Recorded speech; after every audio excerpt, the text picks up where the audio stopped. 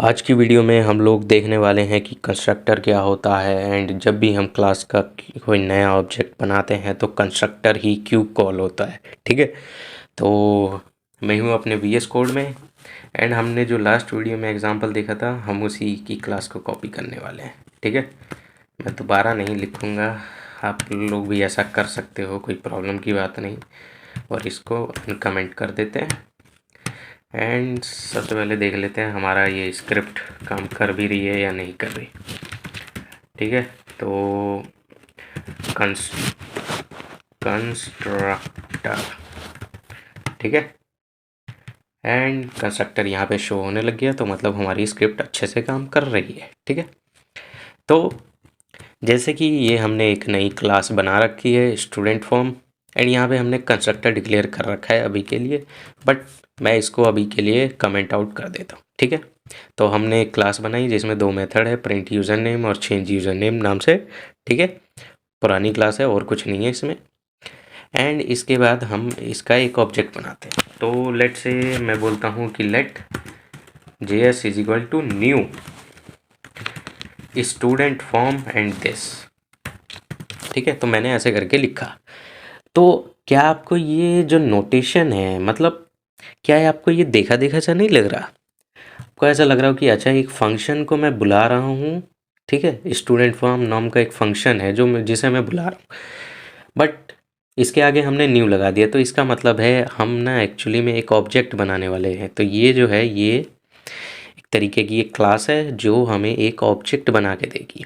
ठीक है, तो अगर आप इसे एक फंक्शन की तरह मानोगे तो जब भी मैं इसे कॉल करूँगा तो कोई एक फंक्शन चलना चाहिए ना, तो वही फंक्शन एक्चुअली में आपका कंस्ट्रक्टर होता है। ठीक है, तो अगर आप डिक्लेयर नहीं करोगे अपनी क्लास में तो एक बाय डिफ़ॉल्ट ना एक नॉर्मल कंस्ट्रक्टर ऐसा बना हुआ था खाली वाला। तो अगर मैं आपको लिख के दिखाऊं कंस्ट्रक्टर, ठीक है, तो वो कंस्ट्रक्टर ने ऐसे करके लिखा होगा, मतलब बना हुआ रहता है बाय डिफ़ॉल्ट हर क्लास में। ठीक है, क्योंकि जैसे ही मैंने यहाँ पे ये कॉल किया है तो हमें कुछ नहीं दिखा। लेकिन अगर लेट से मैंने ये कंस्ट्रक्टर यहाँ पे लिखा, ठीक है, मैंने कंस्ट्रक्टर मेथड इसमें बनाया और उसमें लिख रहा हूँ मैं console dot log constructor is fired, constructor is fired. ठीक है, तो ये देखो यहाँ पे आ गया ना कंस्ट्रक्टर इज फायर्ड। तो जैसे ही हमने कोई एक ऑब्जेक्ट बनाते हैं किसी भी क्लास का तो हम हमेशा जो वो सबसे पहला फंक्शन जो मेथड जो रन करता है वो कंस्ट्रक्टर ही होता है। ठीक है, एंड ऐसे ही करके आपको ये भी नोटेशन पता होगा कि लेट से मैं यहाँ पे कुछ नेम देता हूँ JS। ठीक है, तो हमने यहाँ पे एक एरर पैरामीटर पास किया है तो वो भी हम जैसे फंक्शन में करते थे। तो लेट से मैं यहाँ पे लेता हूँ वो पैरामीटर का नाम यूज़र नेम एंड इसमें एक प्रॉपर्टी हम बना देंगे। ठीक है, तो इसको कैपिटल करना था मुझे। ओके, तो यहाँ पे आपको दिख गया कि कंस्ट्रक्टर कब फायर होगा, जैसे ही हम स्टूडेंट फॉर्म नाम की क्लास का ऑब्जेक्ट बना रहे होंगे तभी ये कंस्ट्रक्टर फायर होगा। और इसमें हम पैरामीटर कैसे भेज पा रहे हैं, क्योंकि ये आपको एक आप फंक्शन कॉल करने जैसा ही आपको सिंटेक्स दिख रहा होगा।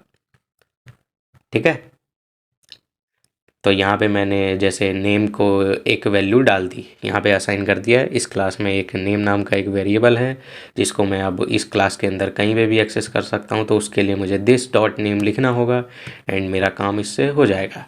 तो ऐसे करके फिर मैं यहाँ पे अब एक्सेस कर सकता हूँ कि JS डॉट नेम बता दो मुझे। तो अगर मैं कंसोल लॉग करवाऊँ तो हमें पता चल जाएगा कि उसका नेम क्या है। तो नेम हमारे पास है JS एंड इसके बाद प्रिंट यूज़र नेम को अगर मैं नॉर्मली कॉल करूँगा JS डॉट मैथड को कॉल करने वाला हूँ प्रिंट यूज़र नेम, तो वो हमें प्रिंट कर देगा कि यूज़र नेम इज JS। और अगर मैं बोलूँगा भाई चेंज कर दो यूज़र नेम तो अब वो कर देगा C++ एंड उसके बाद हम प्रिंट करवाएंगे तो वो हो गया हमारे पास user name is C++ and शुरुआत में था JS। तो ऐसे करके ये कंस्ट्रक्टर है, जब भी आप ऑब्जेक्ट बनाते हैं हो उस क्लास का, तब ये सबसे पहला जो फंक्शन या मेथड जो फायर होता है ऑटोमेटिकली वो कंस्ट्रक्टर ही होता है। ठीक है। एंड यहाँ पे जैसे हमने देखा कि जैसे हम फंक्शन में पैरामीटर्स पास कर सकते हैं, वैसे ही जो पैरामीटर हम यहाँ पे पास करते हैं जब हम क्लास को कॉल करते हैं, तो हम उसी टाइम ही उस पैरामीटर को यहाँ कंस्ट्रक्टर में एक्सेस कर सकते हैं। ठीक है। तो ऐसे करके इसका कंस्ट्रक्टर है जो वर्क करता है। बहुत, आई नो कि बहुत छोटी चीज़ है, लेकिन ये आपको मतलब काम आएगी है। ठीक है। ऐसे करके ये कंस्ट्रक्टर होता है। तो एक डी कंस्ट्रक्टर भी होता है, मतलब डिस्ट्रक्टर बोलते हैं हम लोग उसे, हालांकि डिस्ट्रक्टर नहीं होता है इसमें, लेकिन नॉर्मली हाँ नॉर्मल लैंग्वेजेस में जैसे कि आपके पास C++ है या पाइथन होता है, इनमें होता है आपके पास डिस्ट्रक्टर भी होता है। डिस्ट्रक्टर कब कब कॉल होता है, तो जैसे कंस्ट्रक्टर आप इसको फायर कर रहे हो ना, तो जब एट दी एंड, मतलब जब ये पूरा एक स्क्रिप्ट एग्जीक्यूट हो जाएगी, तो उसके बाद ना जो भी हम मेमोरी एलोकेट करते हैं ना, हम उसे हटाना चाहते हैं कि भाई पहले तो जगह ले ली, जब काम हो गया है तो अब क्यों मेमोरी तूने ले रखी है, तो उस टाइम हम उसको हटा देते हैं। तो उसी टाइम ना आपका डिस्ट्रक्टर कॉल होता है। ठीक है। तो ये एज अ कॉन्सेप्ट आप समझ सकते हो। वैसे एक्मा स्क्रिप्ट में कोई डिस्ट्रक्टर नहीं है, वो बाय डिफ़ॉल्ट अब जो भी है वो ब्राउज़र संभालेगा, हमें कोई टेंशन लेने की ज़रूरत नहीं। बट कंस्ट्रक्टर नाम की चीज़ है इसमें, एंड उसको हम लोग ऐसे ही यूज़ करते हैं। ठीक है। तो आई होप आप लोगों को इस कंस्ट्रक्टर के बारे में सब कुछ समझ में आ गया होगा। तो आज के लिए बस इतना ही, मिलता हूँ मैं आपसे नेक्स्ट वीडियो में। सी या बाय।